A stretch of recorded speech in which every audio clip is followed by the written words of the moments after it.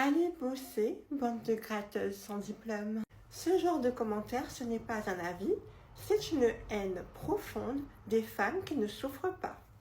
L'idée que pour mériter l'attention ou l'amour d'un homme, une femme doit avoir un diplôme, un salaire, prouver qu'elle travaille dur, c'est une pensée 100% masculine. C'est croire que la seule façon d'avoir de la valeur, c'est par la performance. Mais l'énergie féminine ne cherche pas à mériter, elle se positionne et elle reçoit. Recevoir, ce n'est pas gratter, recevoir, ce n'est pas manipuler.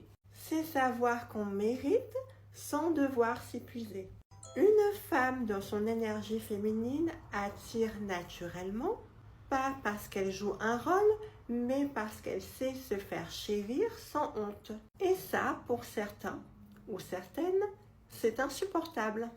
Ce n'est pas un problème d'opportunisme, c'est un problème de perception. Parce que dans leur monde, une femme ne peut qu'obtenir que si elle échange son corps, son énergie, son travail, sinon elle est à jeter. Ce genre de discours n'a qu'un seul fond, le mépris. Un vrai dégoût de la femme libre, douce et alignée. Il faut le dire clairement, certaines personnes n'aiment pas les femmes. Elles veulent voir les femmes souffrir. Travailler sans relâche, s'éteindre à petit feu. Une femme heureuse, respectée, qui ne s'excuse pas d'exister, dans l'abondance, ça les gêne. Le problème, ce n'est pas que tu crois que l'on gratte, c'est que tu détestes les femmes qui ne souffrent pas. C'est que tu détestes les femmes qui ne s'épuisent pas pour mériter de l'amour. Les femmes boudeuses, les femmes capricieuses, ces femmes-là, c'est des bonbons. Faut qu'on se dise la vérité, c'est des bonbons. Si t'as une femme qui parfois te boude un peu, qui te fait des petites caprices de temps en temps, garde-la. C'est toute une chance. Vaut mieux avoir ça qu'avoir une femme qui ne parle pas, qui ne dit aucun mot. Vraiment, ça c'est galère. Si t'as la chance d'avoir une femme qui boude un peu, qui fait un peu des caprices de temps en temps, chérie-la. T'es chanceux d'en avoir une. Même si elles sont souvent emmerdantes, ça il faut le dire, Elles sont emmerdantes, t'as envie de les cogner, mais bon. C'est une chance. Non mais clairement les femmes comme ça c'est des petits sucres. C'est vraiment des petits sucres, il faut en prendre soin. Bien sûr, c'est quand c'est dans la mesure. Il faut pas exagérer. Parce que moi, tu exagères, je te chasse. Ah, faut qu'on se le dise. Aujourd'hui, j'ai 31 ans et j'arrive à cette phase de ma vie où autour de moi, il y a des divorces. Voilà, c'est statistique. Je crois qu'un mariage sur deux finit par un divorce. Et donc, forcément, des fois, tu te poses la question. C'est des trucs qui peuvent arriver. J'espère vraiment que mon mariage va durer toute la vie, etc. Mais forcément, c'est des trucs des fois auxquels tu penses. Et je me suis dit, punaise, si demain je dois divorcer, sincèrement, je vous le dis comme ça, je ne me remets pas en couple avec un mec. Franchement, non. Alors, j'entends, hein, pas de relation, vous voyez, où on habite ensemble, où on renvisage un mariage, où on renvisage des enfants. J'ai 2 enfants, c'était merveilleux, j'ai adoré être enceinte, j'ai adoré accoucher. Mais la charge mentale que ça demande de m'arrêter au niveau du boulot. C'est une galère, l'orga que ça me demande au niveau du boulot, etc. C'est tellement compliqué.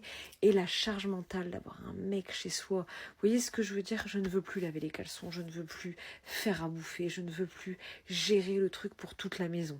Si je viens divorcer, ça veut dire que, je sais pas pour quel mode de garde on opterait, mais on opterait sûrement 50-50 ou en fonction du boulot, mais voilà. Sincèrement, demain il m'arrive ça.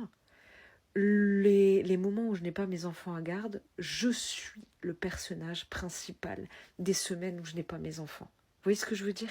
Il n'y a pas de « ah, il faut faire ça »,« ah non, il faut que je prenne ça parce que lui, ça l'arrange plus ». C'est moi et moi seule. Vous voyez, en plus, j'arrive à un âge où et voilà, on a tous déjà des enfants. Une famille recomposée, voilà, très vite fait, on fait des sorties et tout, mais pas sous mon toit. Vous voyez ce que je veux dire? Voilà, on fait des sorties, c'est cool, on est tous ensemble, machin, bidule, on peut faire des repas, mais le soir, chacun rentre chez soi. Et les semaines où on n'a pas d'enfants, super, on pourrait aller faire des vacances, on pourrait aller faire des week-ends, on pourrait aller faire des restos.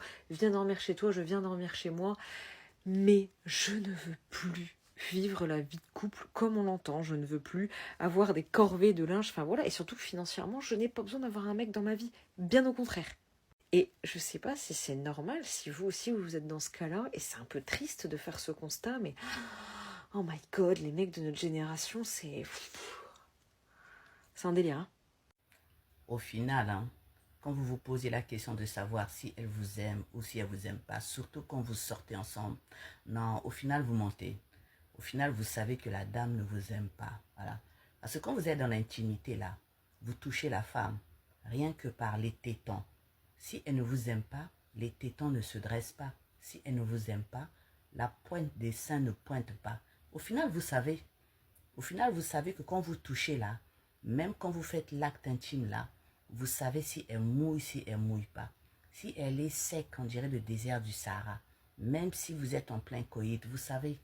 Au final, vous savez, c'est comme vous, non? La fille, elle est là, elle a beau tout faire, mais elle ne vous attire pas. La troisième jambe, elle ne se lève pas. Le fusil, il est là. Il ne se charge pas. Vous savez, elle-même, elle sait qu'elle a beau faire, elle a beau faire, elle a beau vous toucher, mais elle ne vous plaît pas. Elle ne vous plaît pas. C'est-à-dire qu'elle a beau faire comme elle veut, non. Mais quand une fille vous plaît, dès qu'elle vous touche, réaction.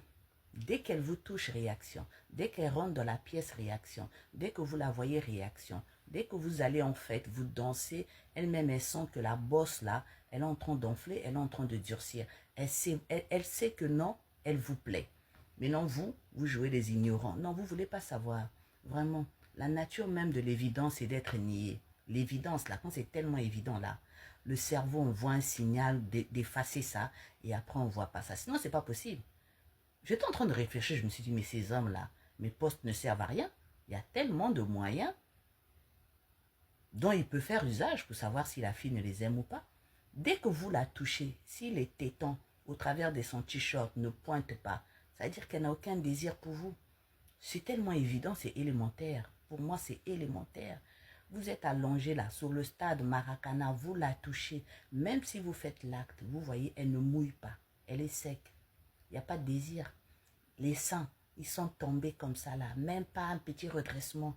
Normalement, une femme, le désir, c'est ce qui est magnifique. Il ne se commande pas. Une femme, quand elle a des sentiments pour quelqu'un, même les seins, ils pointent. Les seins réagissent. Pourtant, vous savez ça. Donc, au final, quand un homme là se pose des questions, c'est qu'il ne veut pas savoir.